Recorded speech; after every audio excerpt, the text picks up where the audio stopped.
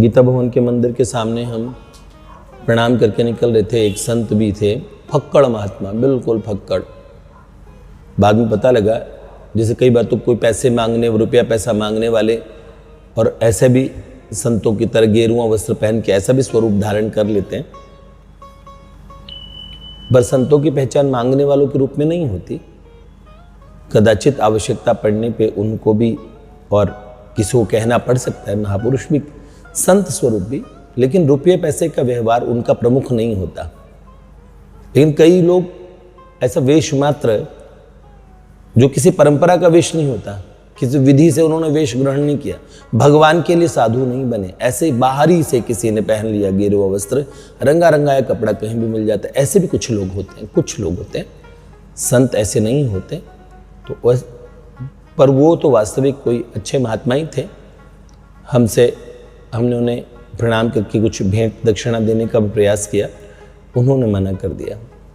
पहले उन्होंने कहा महाराज जी, मैंने उन्हें प्रणाम किया, उन्होंने कहा आप हमें आशीर्वाद दीजिए कि हमें भगवान के दर्शन हो। फिर उन्होंने बड़े कॉम्प्लिकेटेड प्रश्न करने शुरू कर दिए।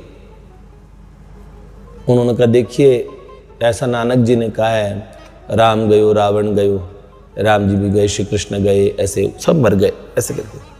तो संत थे, मैंने उनसे कहा आप ऐसा क्यों कहते हैं, ऐसे शब्दों का तो प्रयोग नहीं करना चाहिए। भगवान राम मर गए, भगवान श्री कृष्ण मर गए, ऐसा एक शास्त्र नहीं कहता, एक ऋषि नहीं कहता। कौन से प्रमाण से कहते हो? खैर आप तो पढ़ी पढ़ाई बातें कहते हो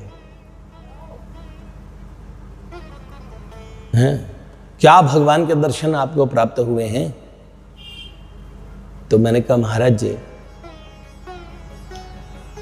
अगर ऐसे कह दूं, क्या छापे में बता के दे दूं कि भगवान के दर्शन प्राप्त हुए हैं? जिसको प्राप्त होते हैं कोई ऐसी बातें कहता है? आप तो साधु हैं, आप जानते हैं क्या बात कहते हैं हैं? अभी थोड़ी देर पहले जिनको प्रणाम कर रहे थे, थोड़ी देर बाद में हमने देखा गीता भवन के बाहर चित्रों को कैसे लपट लपट के फोटो उसको प्रणाम कर रहे थे। हमें कह रहे थे राम जी मर गए, रावण मर गए, ऐसे कर बातें। मेरे को लगा, मैंने कहा महाराज जी हमारी परीक्षा लेते हैं आप हैं? पर उन्होंने बोला बताओ भगवान की प्राप्ति होती कि नहीं होती? मैंने कहा भगवान की प्राप्ति होती है। उन्होंने बोला आप लोग कथावाचक हो, आप ऐसी बात करते हो। मैंने कहा मैं कथावाचक नहीं हूं, मैं कथाएं कहता भी नहीं, ना रुपया पैसा कमाने के लिए मेरा ये साधन है। तो मैंने कहा ये जो कहता हूं ना, छोड़ दीजिए, क्यों कहता हूं?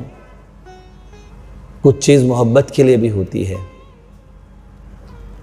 तो उन्होंने कहा कि ये तो आप लोगों का व्यवसाय है। फिर उन्होंने बड़े कथावाचकों का नाम लेना शुरू किया।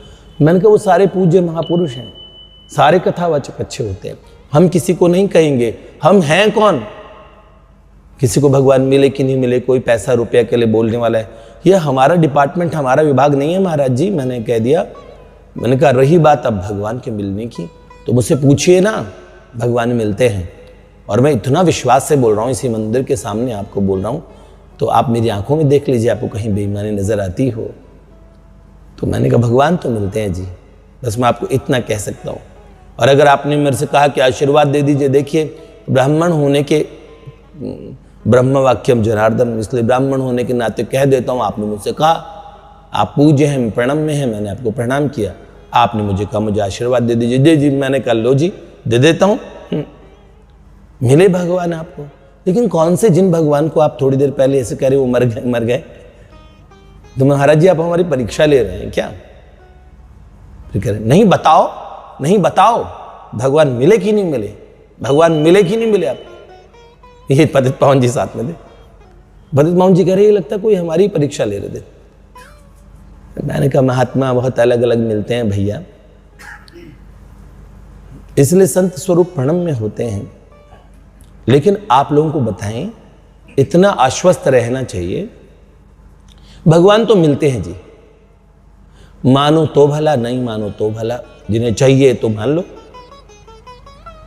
ठीक है।